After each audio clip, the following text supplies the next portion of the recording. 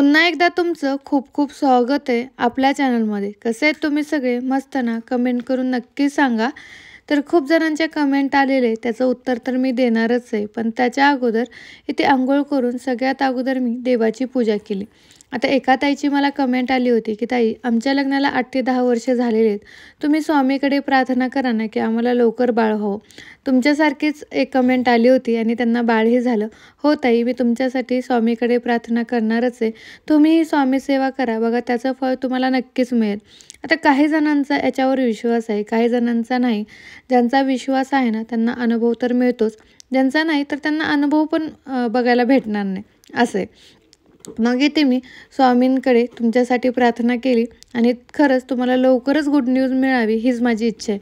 आणि अक्कलकोटला गेल्यावर पण मी तिथे प्रार्थना करेन. मग इथे देवपूजा वगैरे केली. बघा किती छान स्वामींचा फोटो. मग पूजा केल्यानंतर ना सगळे बाकीचे कामं करायला सुरुवात केली. सगळ्यात अगोदर इथे दूध गरम करायला घेतलं, कारण खुशूला उठल्यावर सगळ्यात अगोदर दूध प्यायला लागतं. काही जण असं म्हणतात की दूध पिणं चांगलं नाही आणि काही जण म्हणतात की चांगलं आहे. पण मला तर असं वाटतं की आम्हाला ना माझी आई लहानपणी दूध प्यायला द्यायची आणि मी पीत नव्हते आणि माझा भाऊ पीत होता. तर माझा भाऊ जास्त स्ट्रॉंग आहे. तर दूध पिणं हे चांगलंच आहे, असं मला तरी वाटतं. मग तुमचं काही सजेशन असेल तर कमेंट करून मला नक्की सांगा. कारण काही गोष्टी मला माहीत असतात, काही गोष्टी तुम्हाला माहीत असतात. त्याच्यामुळे प्लीज सजेशन द्या मला आणि सांगा की बाळांना जास्त दूध देणं चांगलं की नाही. कारण खुशू ना 3 ते 4 टाईम दूध पिते आणि जेवण ना थोडंसं कमी करते दूध पिल्यामुळे. त्याच्यामुळे कमेंट करा.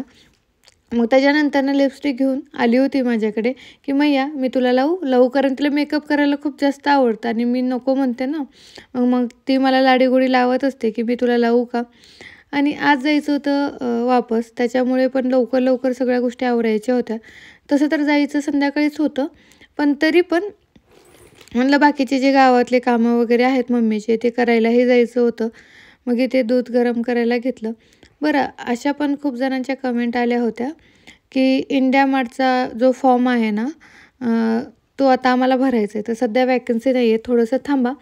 जेव्हा वॅकन्सी निघतील ना, तेव्हा मी तुमच्याबरोबर शेअर करायचेच आहेत. कारण आत्तापर्यंत जेव्हा जेव्हा वॅकन्सी निघाल्या तेव्हा तुमच्याबरोबर शेअरच केल्या आहेत. तर इथे ना दूध गरम करायला ठेवलेलं आहे सगळ्यात अगोदर. आणि काही जणांच्या अशा कमेंट होत्या, की रिलायन्सचा फॉर्म भरून दाखवा. हो, मी पुढच्या वेळेस तुम्हाला रिलायन्सचा फॉर्म कसा भरायचा हे मी नक्की दाखवेन. पण वॅकन्सी निघू द्या. निघणार आहेत 8 ते 10 दिवसामध्ये. तोपर्यंत तुम्ही आपल्या चॅनलला सबस्क्राईब करा आणि बाकीचे पण व्हिडिओ पहा, जे माझे लॉगिंगचे असतात. आणि इथे मी चहा करायला दूध गरम करून घेतलं, की त्याच पातेल्यामध्ये चहा पण करायला ठेवला. तसं पित्ताचा त्रास असल्यामुळे चहा सोडला होता, पण कधी-कधी पिऊ वाटतं ना, म्हणून इथे मी चहा करत असते. आणि आता तर थंडी आहे. चहा पिल्याशिवाय करमतच नाही आणि काम होतच नाही. पण मी तसं अव्हॉइड करतच आहे, कारण पित्त जास्त होतं म्हणून. पण कधी-कधी पिऊ वाटतं ना, म्हणून इथे मी चहा करून घेत आहे. त्याचबरोबर लगेच स्वयंपाक करायला घेतला. इथे मी वरण करण्यासाठी डाळ लावलेली आहे. त्याचबरोबर मोकळी भाजी वांग्याची करणार आहे. तिथे वांगे चिरत आहे. बरं, आता मी एक पोस्ट टाकली होती, की तुम्हाला मेकअप फ्रीमध्ये शिकायचं आहे का? तर सगळ्यांच्या कमेंट आल्या, "हो, आम्हाला बेसिक मेकअपचं नॉलेज द्या." तर मी तुम्हाला बेसिक नाही, खूप छान मेकअपचं नॉलेज देणार आहे. माझ्याकडे जेवढं आहे तेवढं आणि त्याच्यापेक्षाही जास्त देण्याचा प्रयत्न करणार आहे व्यवस्थित. तुम्ही स्वतःसाठी तर परफेक्ट मेकअप करू शकाल, पण जर नवरी असेल घरातली किंवा दुसरीकडे करायचं असेल तरी पण तुम्ही करू शकाल. इतकं छान पद्धतीने मी तुम्हाला सांगणार आहे आणि एकदम मस्त तुम्ही मेकअप करू शकाल. तर त्याचा व्हिडिओ मी लवकरच घेऊन येईल, कारण आज तर मी तिकडे जाणार आहे.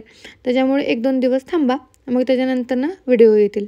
मग बाकीचे सगळे कामं करून घेतले. आत्ता वाजलेले आहेत 6. तर इथे ना मी माझी बॅग भरायला घेतली, कारण मी जास्त काही आणलं नव्हतं, कारण मम्मीकडे काही गोष्टी माझ्या असतात म्हणून. आणि जेवढ्या आहेत तेवढं थोड्या गोष्टी घेऊन जाणार आहे, जास्त काही बॅग भरायची नाही. पण आज पहिल्याच वेळेस असं होत आहे, की मी मेहंदी लावली नाही, कारण एक लग्न आहे घरातलं. त्याच्यासाठी नंतरनं मला मेहंदी लावायचीच आहे, तोपर्यंत जाणार नव्हती म्हणून.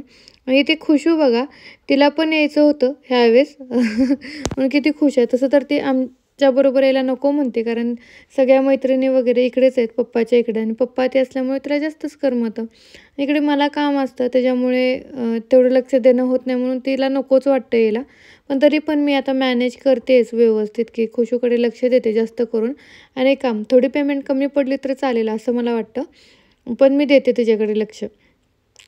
मग मला म्हणत होती की हा ड्रेस घाल, खूप छान दिसतो. तर मी म्हणलं तो घाण आहे आणि अंगामधला ड्रेस छान आहे, तोच घालते.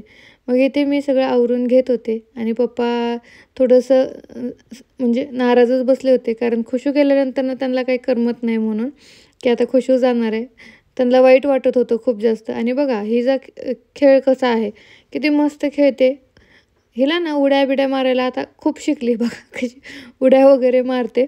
आणि तिकडं पण तसंच असतं. मग मला मॅनेज करायला खूप जास्त अवघड जातं. म्हणून जास्त करून पप्पाकडे मी तिला सोडत असते. पण ठीक आहे, आता त्यांना पण शेतातली कामं आहेत. दोघंजण पण शेतात जातात, म्हणून आता घेऊन जाणार आहे. पण दोघं पण बघा कसं हे, मम्मी म्हणत होती मेहंदी नाही लावली, काय नाही, बांगड्या नाहीत घातल्या, कसं असं.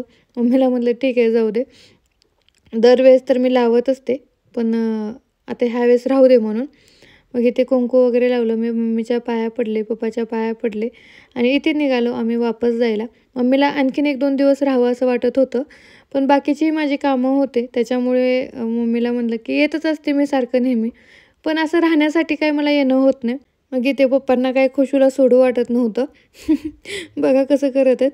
आणि पप्पा इमोशनल झाले. पप्पांना रडू येत होतं की खुशू चालली. घर जवळ आहे, पप्पा येऊन भेटू पण शकतात, पण पप्पांना खूप वाईट वाटत होतं, कारण आता ना तिच्याशिवाय काही पप्पांना करमतच नाही. म्हणून इथे पप्पा इमोशनल झालेले आहेत बघा. मम्मी पण इमोशनल झालेली आहे. मग मला पण खुशीला घेऊन जाऊ वाटत नव्हतं, ते एवढे इमोशनल झाले. पण काय करणार, त्यांची पण कामं असतात. त्याच्यामुळे आता शेतातली कामं ते त्यांना बघावंच लागतं, पाणी वगैरे द्यायचं असतं. त्याच्यामुळे ते लवकर उठून जातात आणि दिवसभर ड्युटी असते पप्पांना. मग ते मग बाय केलं. त्याच्यानंतरनं घरी आलो. घरी आल्यानंतरनं ॲज इट इज मला जसं वाटलं तसंच घर असणार हे मला माहीतच होतं. किचन वगैरे बघून अरे बापरे! म्हणलं यांनी काय इतका पसारा करून ठेवलेला आहे. मग त्यात मी आल्यानंतरनं दूध गरम केलं आणि म्हणत होते की मी आता कधी काढू हा पसारा. मला खूप जास्त टेन्शन येत होतं आणि कारण दुसऱ्या दिवशी पण मला काम करायचं होतं, पण रात्री हे शक्य नाही. म्हणलं चला उद्या सुट्टीच घ्यावी लागते की काय. आणि तुम्हाला एक गोष्ट दाखवू, बेडरूम बघा. बेडरूम बघून तर काय केलं या बेडरूमची हालत, बापरे! मग हे असंच असतं, म्हणून मला ना जास्त तिकडं राहूच वाटत नाही, कारण आल्यानंतर ना हे करण्यासाठी मला पूर्ण 1 दिवस घालवावा लागतो. कधी करेल म्हणलं उद्या लवकर उठूनच करावं, कारण आता खूप जास्त उशीर झाला होता. मला झोप तर येणार नव्हती असल्या पसाऱ्यामध्ये, पण काय करणार आता, ऑप्शन नाही. तर चला भेटूया उद्या. इथेच एंड करते. Bye bye.